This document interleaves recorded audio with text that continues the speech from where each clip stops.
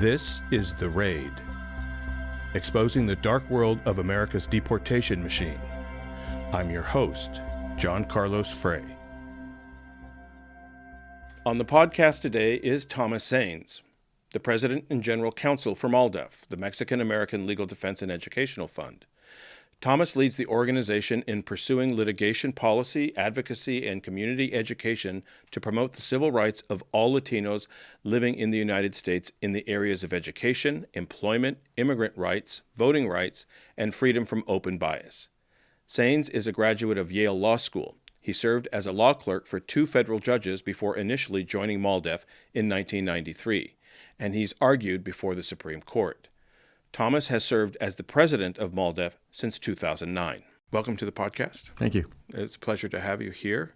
Happy to be here. Thank you. I wanted to just start a little bit of background about MALDEF. Sure. I've heard the name. We all know the name. It's certainly a national organization. Just give me a little background, if you don't mind. So MALDEF is a now 57-year-old national legal nonprofit organization whose mission is to promote the civil rights of all Latinos living in the United States. So all Latinos means, despite the name Mexican-American Legal Defense and Educational Fund, we serve the entire Latino community. And all Latinos also means that we serve people who reside here regardless of their citizenship or immigration status. So we were founded in 1968 by lawyers and community leaders from across the southwestern United States and Chicago, very much modeled on the NAACP Legal Defense and Education Fund, which had the monumental victory in Brown versus Board of Education a decade and a half prior to our founding. We started in San Antonio, Texas, but about the same time we also opened an office in LA. And then we moved our headquarters from San Antonio to San Francisco and ultimately to Los Angeles, where we are now headquartered, though we still have a very vibrant office in San Antonio. We have a regional office in Chicago. We have a regional office in Washington, D.C., and we are right now in the process of opening a regional office in Seattle, Washington. The acronym MALDEF, Mexican-American Legal Defense, so that's pretty self-explanatory. An educational fund, That's always confused me. I shouldn't say confused me, but maybe you could just sort of explain what the scope of the work is. It's also a little confusing for folks because within litigation and policy, we concentrate in certain program areas. So those currently are, as they have been for many, many years, education, employment, immigrant rights, voting rights, or political access, as we call it. And we have a newer program just in the last couple of years called Freedom from Open and Obvious Bias and Racism. And that's something that I recommended to the board. Never thought I would have to recommend to the board, but it was because under Trump in the first term, so many folks were much more open about their bias and their racism and acting on those pronouncements about their racist views, which I had hoped we had surpassed as a society, but it is not the case, and we seem to be going backwards. We had. I mean, I thought we had made great strides, but he comes down a golden escalator and says what he says about Mexicans specifically, calling them rapists and criminals. So It feels like that opened Pandora's box or opened the door for other people to do the same thing or gave them cover. Yes, folks who may have had those views but understood they're not socially acceptable, and indeed in certain cases they're actually legally actionable. But I think Trump's statements, not just at the bottom of the escalator, but from there on, including, as you recall, accusing a Mexican-American federal judge of bias simply because he was Mexican-American, I think that licensed a lot of folks to state what they always felt, but always otherwise understood you shouldn't be saying in public. You are getting yourself in trouble if you say it in public. It's much more public now. And the initiative that you're starting to address that, what exactly does that do, or how do you even, I don't even know how you would even combat that. So there are causes of action under the law, often under state law, but also under federal law, to challenge racist acts. So if you, for example, one of our first cases involved a street vendor, right, who was attacked verbally and physically threatened. And while this was going on, the person who was engaged in the misconduct was articulating racist and anti-immigrant views. So that's actually something you can sue over in the state of California. Folks don't generally do it because it's hard to collect. What's the crime? So there are state laws that say you cannot discriminate or assault someone or engage in battery on someone on the basis of racial discrimination. So if the speech is hateful, if the speech is racist in nature, then there is some protection for that. Yes. Against yes, that, I should yes, say. Yes. And if you're accompanying the speech with threatening actions. Got it. So So you can't do that to the president, though. you could to the president as a private individual, but he's not engaged in threatening anyone physically at the moment he's engaged in the racist talk, first of all. And second of all, as you know, the Supreme Court has expanded in a way that's not well defined the president's immunity while he is president of the United States for what he does. So just to have a deeper understanding and for the listeners to have an understanding, what can you do? What are you working on specifically that may help to, I don't know, can you tamp down the speech? I'm just thinking about the Anti-Defamation League for many decades have had the notion that speech is where it all starts, right? I mean, you can trace hate speech to eventually, if you let it go unchecked, to serious crimes or to murder or... Part of the reason that I proposed this new program to the board was the Walmart killings, where you recall in El Paso, Texas, the killer traveled hundreds and hundreds of miles specifically to get to a border town like El Paso, and he specifically targeted folks he believed to be Mexican or Mexican American. And that was largely catalyzed by the speech of then President Trump in his first term. I mean, this person thought he was engaged in a patriotic exercise in his deluded mind, in a patriotic exercise to stop those people from crossing the border, from immigrating to this country, and somehow posing a threat to us. And all of that, obviously, is language that derives from what first-term President Trump said regularly. And he's not only doing that in his second term, he's doubling down in many ways. So you combat it by challenging the policies, the practices, the actions that move forward, whether that's from the federal government or we're right now engaged in a lot of cases against private businesses because we don't want the word to get out or the view to get out that somehow it's okay for a small business person or a small business itself to engage in discrimination because, after all, the president says anti-immigrant things. So we have a number of cases now, I think 24, against banks and credit unions that have said openly, we won't let you have a credit card. We won't even consider you for a credit card or a loan, student loan, home loan, car loan, if you are not a U.S. citizen or green card holder, which is against the law. It's against federal law. It is also against state law in California and a small number of other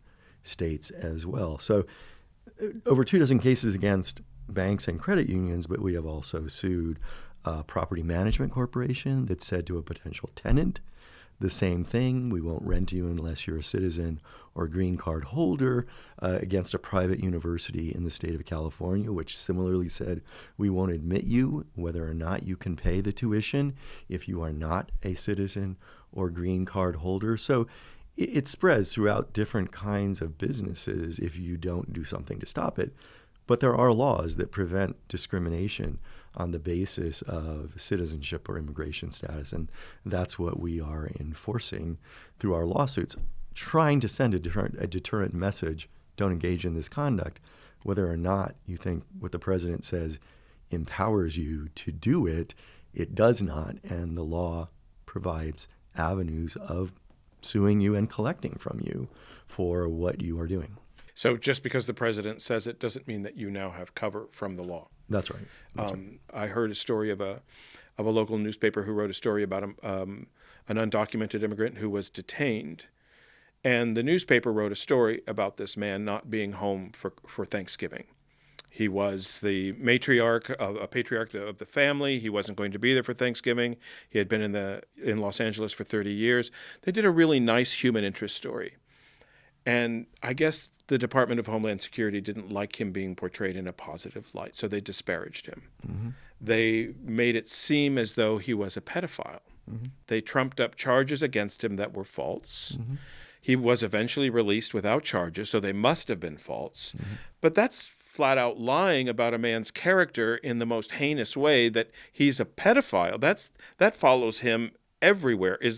That's to me hate speech, or is this similar? I mean, is there anything that you can do against federal officers or the government itself? Well, sure. I mean, there is malicious prosecution. If you charge someone and don't follow through and it ends in their favor and there was nothing to support the prosecution, then that is something the law enforcement officers can be sued for. In addition, it's defamation, right? If you spread a false rumor about anyone, that is defamation, especially if you're in a position of authority where it's likely to be believed, simply because it is coming from law enforcement or from government. That kind of defamation is also unlawful. There's no First Amendment protection for lying about someone, for spreading false rumors about someone. You do have to have damage, but in this case, as you said, since the rumor is so heinous, it is likely to lead to a significant effect on that individual's life based on false rumors being spread directly or indirectly by the federal government. The problem that I see, the biggest problem that I see, yes, of course, the comments are so off color and horrible. You never expect law enforcement, trained law enforcement, to act that way. But they now have cover from higher up, from the Attorney General's office, from the executive branch. I mean, it doesn't really matter. It's kind of open season now. So I feel like there's a flood of that going on. And how do you combat that if the government isn't providing any oversight? Well, you hope. The reason that there are laws against this is not just to get recompense for the person who's a victim, but also to provide a mechanism to deter government from engaging in that conduct. If they get a series of judgments against them for millions and millions of dollars, even though in the context of the revenues of the federal government it may be a drop in the bucket, you can't sustain that long term. So the notion is that these legal causes of action should lead to deterring the conduct. It does have to come from the highest levels, because the liability is generally going to be paid by the government, not by the individual officer. Right. So you really do have to get people in charge to understand they're allowing this kind of conduct at the line level has consequences that they want to avoid if they want to continue to be elected to office. Because if they continually rack up millions and millions and millions, up to billions of dollars in liability for the federal government, taxpayers don't want to see their money being used to pay off for bad conduct that could be prevented by those in charge. So the theory of the law is that those causes of action should lead to deterrence.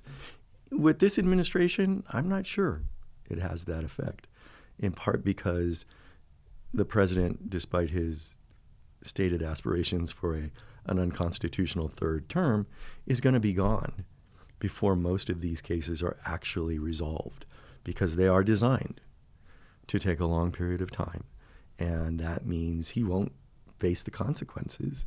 He's also never going to run for office himself, so he won't face the consequences. So the deterrent value of these lawsuits is not as strong as it otherwise might be, but you still have to do it. You still have to do it. So you've been associated with MALDEF, if I have my numbers right, since 2003? So I started at MALDEF in 1993. 1993. I left after 12 years to work for Mayor Villaraigosa in his first term, so I was gone for 4 years. And I've been back as president and general counsel of MALDEF since 2009, so now 16 years. And you've also, I hate the term been around long enough, but been around long enough to see this progression to where we are today. And I'm just wondering, from the seat that you have, and inside courtrooms, knowing the law as you do and knowing politics as you do or legislation as you do, what's going on? I mean, I can't make much sense of it. It changes daily. It's an onslaught. It's hard to keep up with and to combat. So, well, chaos is certainly the main characteristic of this administration. And I think some of that is cultivated chaos. On purpose. They put out messages designed to deter conduct that's perfectly legal. They put out purported executive orders that have absolutely no practical impact except to articulate a point of view that is often completely contrary to what the law is. That also catalyzes chaos, and it also catalyzes people ceasing to do things that they have every right to do. So I think a lot of that is calculated. I started at MALDEF, as I said, in the 90s in California. So a lot of people don't remember, but that was the era of Pete Wilson and the notoriously anti-immigrant Proposition 187, right, which I participated in challenging. And Wilson didn't stop there. He then supported Prop 209, the anti-affirmative action measure 2 years later, and then there was the English-only measure 2 years after that. So 94, 96, 98, a series of measures that were really, if you cut to the chase, targeted at the growing Latino community, all of them. Even the affirmative action, it was designed to target Latinos, and the main proponent, Ward Connerly, actually confessed that years after Proposition 209 was enacted in 1996. So it was all a manifestation and an exploitation of demographic fear in the state of California. Latino community is growing. There is a fear of that growth in the back of some folks' minds, and then you get an opportunistic politician with no ethics who's willing to exploit that fear. And in that case, it was Pete Wilson seeking re-election in 1994, behind in the polls to the likely Democratic nominee, Kathleen Brown. So he seizes on Prop 187. Previously, he did not have a record as an anti-immigrant. He was a U.S. Senator before that. He was a mayor of San Diego before that. He did not have a reputation as a vehement anti-immigrant lawmaker, but he seized on that to drive his reelection, and it succeeded. So it's a viable short-term strategy that deals tremendous harm to human relations, to discrimination and racism it promotes, but it's a political short-term strategy without a long-term positive end for those who engage in it. Look at the state of California today. Much of that change to one of the bluest states in the country was driven by those propositions. It may have even caused the Latino community to empower itself, to fight against it, right? I mean, no, it absolutely did. The state legislature is predominantly Latino now as a result. Folks naturalized who had been eligible to naturalize for a long time, but Prop 187 drove them to take the step. Others registered to vote who hadn't registered to vote, and others sought to become involved in ways they hadn't been involved before. And certainly I hear today, a lot of the elected officials today were young people, whether they were in middle school or high school. In Proposition 187 was on the ballot, and they became aware for the first time in their lives of the importance of public policy, and it drove them to pursue the leadership positions that they have today. So it did catalyze, together with other communities, but the Latino community and others in the state of California, to shift. And that, I think, is what's going to happen nationwide. Do you see it, though? I'm not arguing with you at all, but from where I sit, it doesn't feel like a political tactic. It feels much more grave. It feels like xenophobia on steroids. It feels like the mission here is not to scare people that these brown people coming into your neighborhood are going to steal from you, vote for me and I'll get rid of them. I mean, that's a political tactic. It feels more like we hate them. We don't want them in our country ever again. We want to throw them out because we want a white society. That's different than a political tactic. Well, I agree and I disagree, and because I think there's a broader political tactic here, and it's in response to demographic change nationally. You want to get rid of that political might? You want to get rid of the threat. So as Latinos, together with other people of color, but it's Latinos who are driving it. You want to get rid of them because they vote against you constantly. Then you pursue the kind of tactics you've just defined. We want to be a white society. But what they don't say is we want to be a white society because we know white folks will support us, and all of these people of color don't support our political positioning at this moment. So it is a broader political motivation that's about preserving power when you see a threat. So we're at a number of unprecedented demographic points in our history, right? So Latinos today have just become, or on the cusp of becoming, in percentage terms, the largest single minority group in the entire history of the United States. So at 19%, we match the estimated percentage of black people, most of them enslaved, at the country's beginning.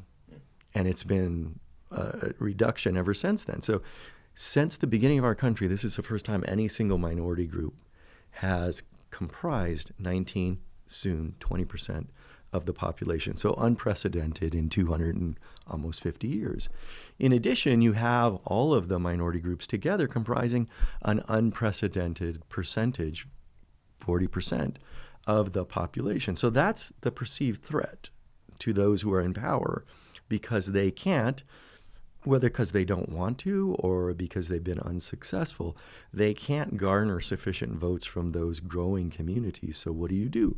You try to marginalize those communities, deter their participation in every way, including removing them from the country. If you remove an undocumented immigrant whose kids who are U.S. citizens, you reduce the likelihood that those kids come back and end up voting against your party and your policy adherence. So it's an across-the-board attempt to marginalize these communities because they are a political threat. Now, that does not mean that there are not ideological racists. There absolutely are. That's what I was going to ask. And Trump has attracted them and in some ways incorporated them into his team. I think of Stephen Miller. Right. I mean, I don't really see a head of some kind of political genius here.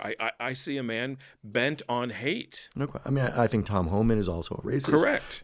So he has incorporated these ideological racists into his government, but I don't think that he came to this out of racism. I do think he's racist, in part because if you repeat it so often, you tend to adopt those You and I views, have never right? talked like that, you know? You end up adopting those views and being more open about them. Yeah. But I do think it's largely a broader political strategy that is about marginalizing and trying to ensure white supremacy, thus it is white supremacist, secure white supremacy long term because it will secure long-term political leadership. White supremacy as a political tactic because these are my people. These are the people who will vote for me. Yes.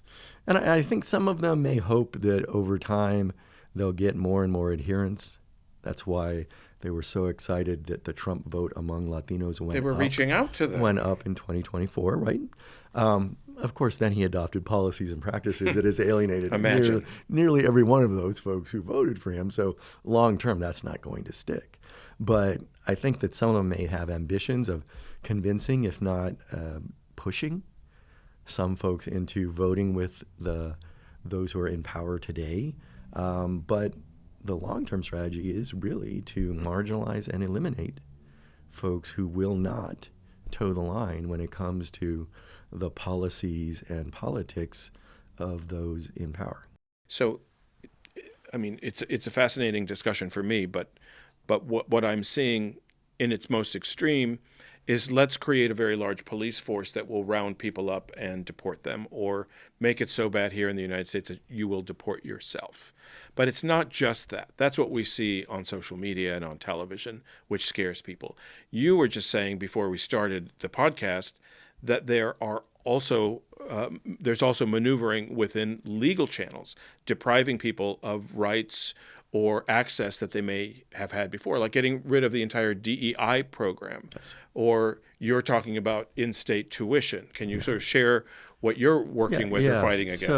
So beginning in 2001, a number of states, I think up to 24, adopted laws that permitted in-state residents who were undocumented, so young people, to access the regular tuition rates that everybody else paid rather than the much higher out-of-state tuition rates that those coming from out-of-state Just to required. explain for people who don't fully understand, if I am undocumented, I can't claim legal residency. So I can't say I'm from any state because I don't have legal residency. So I would be charged out-of-state tuition. Well, I think it was more of an open question. So I think see. it was not clear.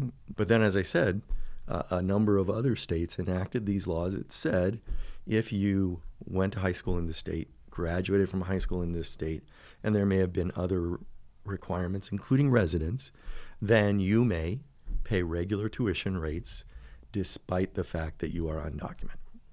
So that had been in effect in all these states for a quarter century almost, if you start with Texas and California in 2001. And over that quarter century, no federal presidential administration of either party ever challenged these state laws. Then, all of a sudden this year, two things happened. First, the inimitable Governor DeSantis in Florida convinced his legislature to repeal their law providing regular tuition rates for undocumented students. Can I stop you there just for as an example? Mm-hmm. If I wanted to go to San Diego State University, if I was a resident of the state, I would pay in-state tuition at a rate less than if I were from a different state or I was undocumented before this law was enacted. What would that rate be? I mean, for an undocumented person, it would be, I couldn't afford it, right? Yeah, no, it's a huge sum. It's like Texas, 10 times as much or something. In Texas, I was going to say, where we've moved to intervene in the case that I'm about to describe, it's 9 times. So just because I'm undocumented, I would have to pay 9 times the tuition rate. They could not afford. Correct. Right? And by and large, they could not afford. All right. Without a huge infusion of private support. Right. But what we've seen, despite the fact that these laws have been on the books for so long and were enacted after that federal law, this administration, through the most unqualified Attorney General in our entire history, Pam Bondi, has now filed 6 lawsuits. How do you feel about her?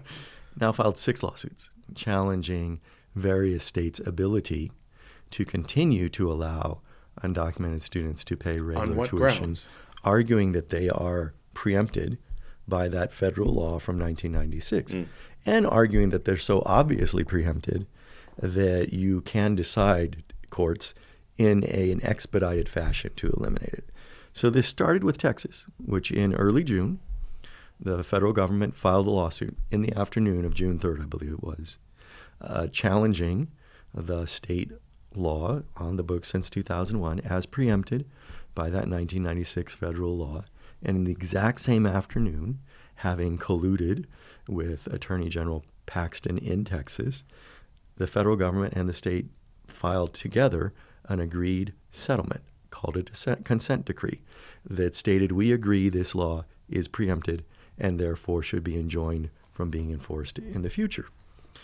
And that very same afternoon, the judge, Reed O'Connor, who is famous for other decisions, a Bush appointee, not a Trump appointee, but famous for his decisions in reproductive choice, but he signed it the same afternoon. So in one afternoon, students in Texas went from believing, with good reason, that their regular tuition rates were secure for at least another 2 years because the Texas legislature had just adjourned, not repealed despite threats, that law, and they don't go back into session for another 2 years. So believing that they had their regular tuition rate secured for 2 years, instead lost it in one afternoon. So if I were a student at that time spending $20,000 a year on my tuition, that went up to close to $200,000 a year. Yeah. From that right. decision. That's so what's the fallout? Those students are going to drop out. That's the point, right? Yeah, of course. That's what the administration We is don't want those trying kids to drive. get an education because they don't have papers. Right. It's another means of, as you said earlier, trying to convince people to leave.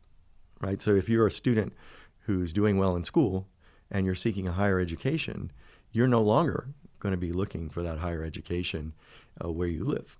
You're going to be looking elsewhere, and some of them may go out of the country. Well, that's the point, right? Yeah, they're not thinking they're going to hurt society by having a society of uneducated people. They don't want them here, period. The administration soon filed similar lawsuits against Kentucky and Illinois, Minnesota, Oklahoma, and the most recent is California, which I did not expect because MALDEF was involved, and I, as a young staff attorney, was involved in shaping that state law. Is it possible that within the time that Trump remains in office, that there will be college students that just will have to drop out? I mean, that well, it's seems inevitable, right? It's already happening in Texas and Oklahoma, and thousands of students who are seeking higher education will not be able to afford it. Well, and many of them are far along in their programs. So you're talking about seniors in college. Do they all move to California? Is that the remedy here? It could be. They move elsewhere, or they find private institutions that will give them financial aid to afford to finish their program. And these are students, not just undergrads. We have folks who are within these organizations, SAT, KSAT, OSAT, who are graduate students or looking at graduate education, looking to begin graduate education, who are then faced with a huge bill that prevents them from moving forward. It's much more beneficial for the administration to get rid of people who we have invested so much in already, it seems. Yeah, it's contrary to what would be good labor policy, what would be good economic policy, or what would be good social policy, completely contrary. But that's also the case with respect to other issues. I want to see if I can formulate this question. It's a little bit too philosophical, so I'm trying to make it a little bit less that. You are the head of an organization that defends the rights of Latinos in the United States. It doesn't necessarily have to be called the Mexican American Legal Defense Fund. It could be the Latino Legal Defense Fund for all intents and purposes, correct? Is it clear to you that what this administration is doing is going after brown people specifically? Yes. I mean, we see it in the immigration raids. Mm-hmm. That's clear. The Supreme Court has helped to affirm that you can profile somebody. I know that wasn't the exact ruling, but that in effect is what is happening. If you speak Spanish, if you work at a car wash, if you're brown, I can apprehend you without cause. But now you're talking about all these other rights that had been given to people for so many years are being pulled. So I don't see this happening to white people. I don't see it, it's... No, it's 100% clear to me that Latinos are the primary target. And they've got a target on their back, regardless of whether you are here legally. I'm hearing now that in citizenship hearings, right before you become a U.S. citizen, they're starting to pull people out or they're canceling. Do you know what I'm talking about, mm-hmm. those cases? Mm-hmm. So almost in every corner of this country, in every aspect, it's open season. Yeah, but it extends to Latino citizens who, as you know, are swept into these raids and other indiscriminate enforcement activity, but Latino citizens get arrested too. But the other example is that DEI in this country today, where Latinos have now been the largest minority group for 2 decades, surpassing blacks 2 decades ago, and particularly among younger cohorts, because Latinos have always had a younger population than other populations. So if you're talking about DEI in universities in this country today, you're talking about primarily affecting Latino students.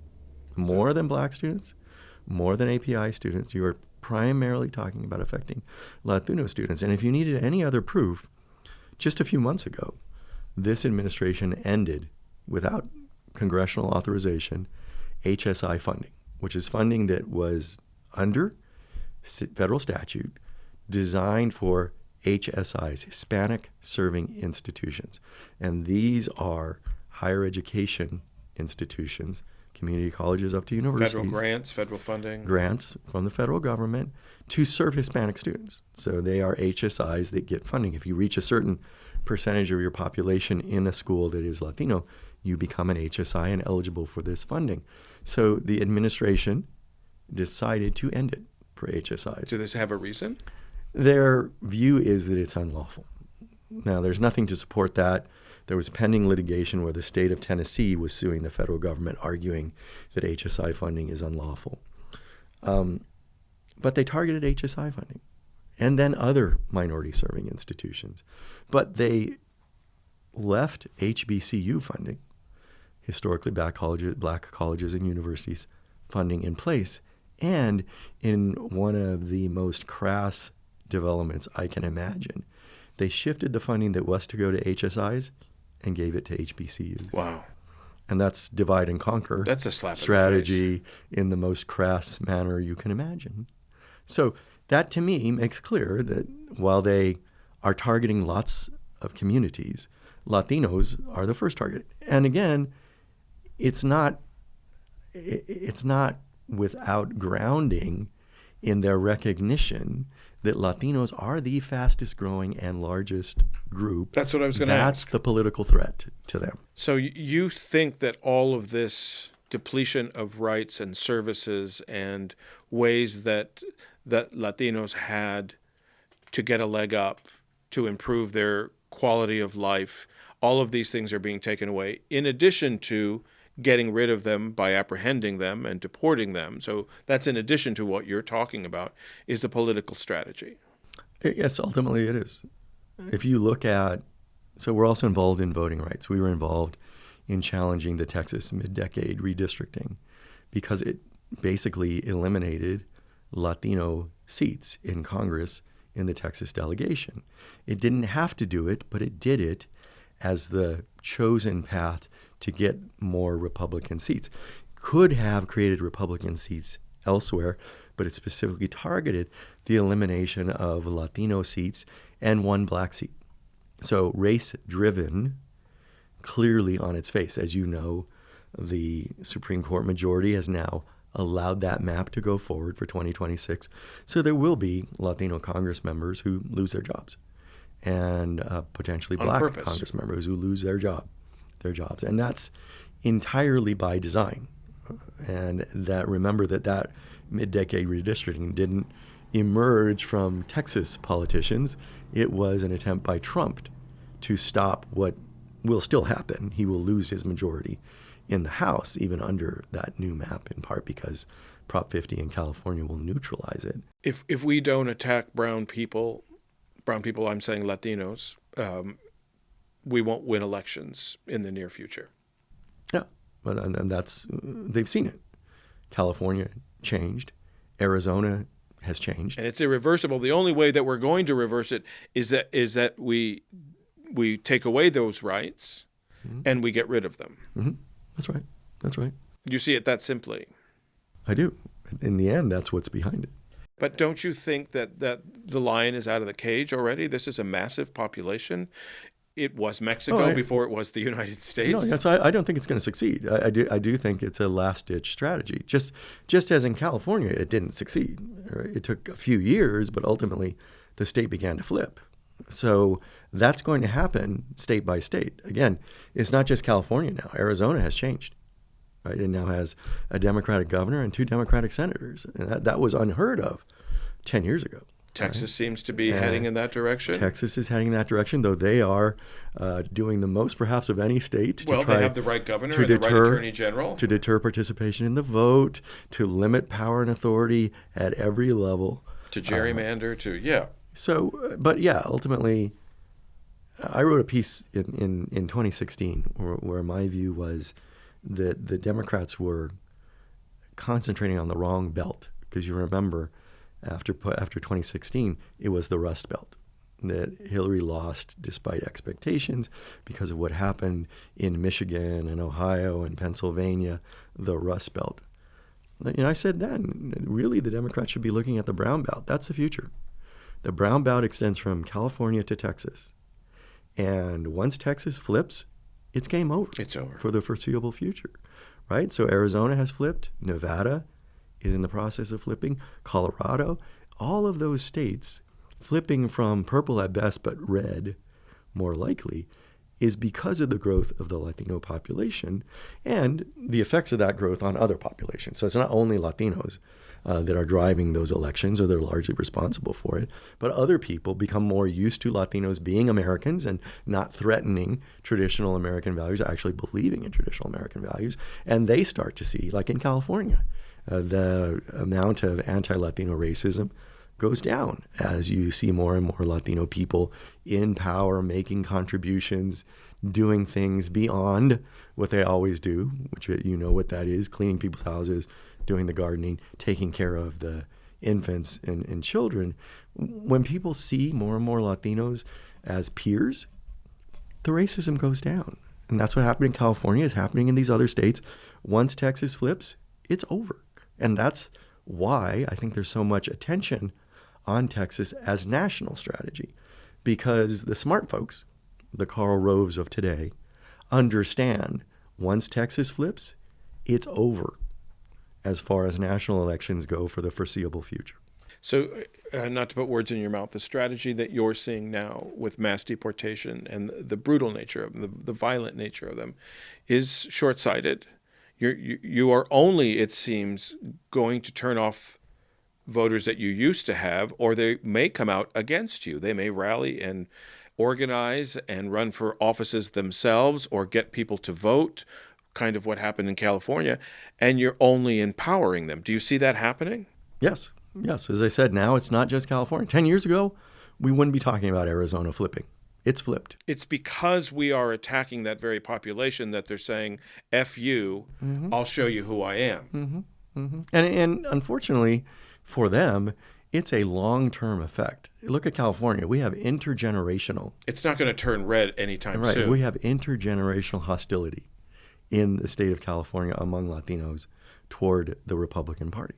So it's folks who weren't even born in some cases when Prop 187 was on the ballot, who don't even know who Pete Wilson is, but they've absorbed from their parents and from their peers' parents an antipathy toward Pete Wilson's party that is enduring. And that's why it is such a short-term strategy. It will not work long-term. In that ideology that you're expressing, it feels like you're hopeful. I am hopeful, yes. I think there's a lot of damage, and very serious damage, that will be done in the meantime while they pursue this strategy. We're seeing it now in those violent raids, including deaths, as you know. So there's going to be a lot of harm done, and very serious harm, as they engage in the strategy. The same was true under Pete Wilson in California. There was a lot of damage done. But in the end, it's not a strategy that works. You don't see them winning. No, not long term. But they're turning up the volume pretty loudly here, and beginning next year, they've got 10,000 more ICE agents coming in. They're building new detention facilities. They've deputized all kinds of police agencies to become immigration officers. I mean, as far as the raids are concerned, this mass deportation bit of it. That's the damage and the harm that's going to be done, and it is very serious harm. It's harm not just to people, including the deaths, but it is harm to national values. It is harm certainly to national unity.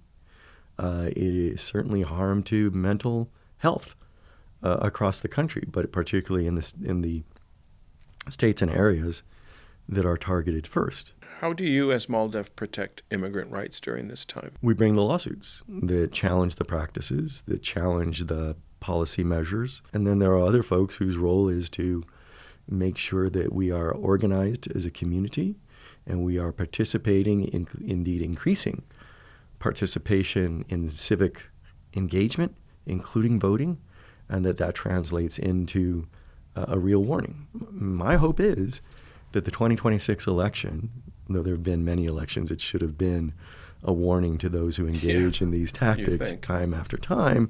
But my hope is that 2026 is so clearly a condemnation of what is going on that things start to change. And that begins with a Congress that is not in the hands of leaders who are essentially sycophants for Trump. Do you feel confident in a fair election? There will be attempts in particular states to ensure that it's not a fair election, to manipulate outcomes. But obviously, if they get too ham-fisted and heavy-handed, that actually works against them in terms of the elections themselves. So I know there are folks who fear actually certifying, as Trump tried to do in 2021, trying to get elections certified they're the opposite of the actual results. But in the long term, if they ever actually did that, the harm would be extraordinary over time. So I don't think we'll see that. We will see lots of attempts to deter participation by Latino voters and other voters of color. But in the end, I believe there still will be a very clear message then. I have spoken to so many advocates of the Latino community that are out front, loud about it in the face of the administration, and it's not looked upon favorably by them, and they become targets. Is that happening to MALDEF? So we don't shy away from saying what we believe. We don't shy away from making public statements about the worst developments. So it is a concern that we might be targeted, but we know the law. So I actually think they would not target us first. We know the law. We know how to defend ourselves. Nothing we are doing is remotely unlawful. Representing immigrants of all statuses, advocating in policy matters for immigrants of all statuses, that is not unlawful under the Constitution of the United States. DEI and advocating for DEI, though I prefer to put equity first and call it EID, which also stands for ending irrational discrimination, which is what it's all about. I like that. But the EID targeting and defending that and educating people, including folks in power at universities and philanthropies and the like, is completely lawful, protected by the First Amendment. So we know the law, and we're not fearful that they would make any attempt to go after us based on the law, because they'll lose. So these organizations that are tamping down their rhetoric and afraid of getting their 501c3 status revoked and what the administration has threatened just slides off your back? I wouldn't say it's as easy as that. And this is an unprecedented administration in terms of the threats. But some of it is also diversion, right? They've now threatened 3 times to go after nonprofits, including philanthropy, that they want to target. They supposedly have a target list. But each of the 3 times that this was supposedly imminent, it never happened. So I have to believe that part of that is about diversion, to get us focused on self-protection in anticipation of something that may never come. So I remind my staff all the time, diversion is a tactic, and we have to be aware of that as we go about doing the important work and not diverting to these threats that are unlikely to manifest long-term in any harm to organizations, ours and others, that are engaged in perfectly lawful conduct, perfectly constitutional conduct. I sense a confidence. I've been doing this a long time. I have seen the changes in California. As I said, I was a part of the lawsuit against Prop 187. As a very young staff attorney, I was involved in debating all of the many authors of Proposition 187.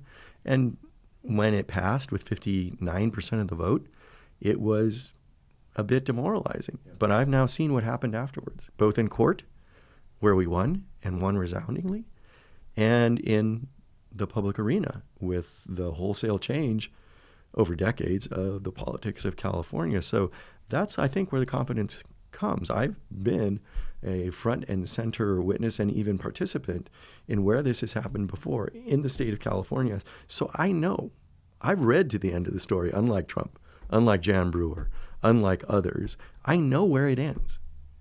And it ends in the right place for the people of the United States. Great place to end. Thank you for your time. Thank you. Thank you for listening to The Raid, available wherever you get your podcasts. For more information about our guests and the subjects we cover, please visit our website at theraidpodcast.org.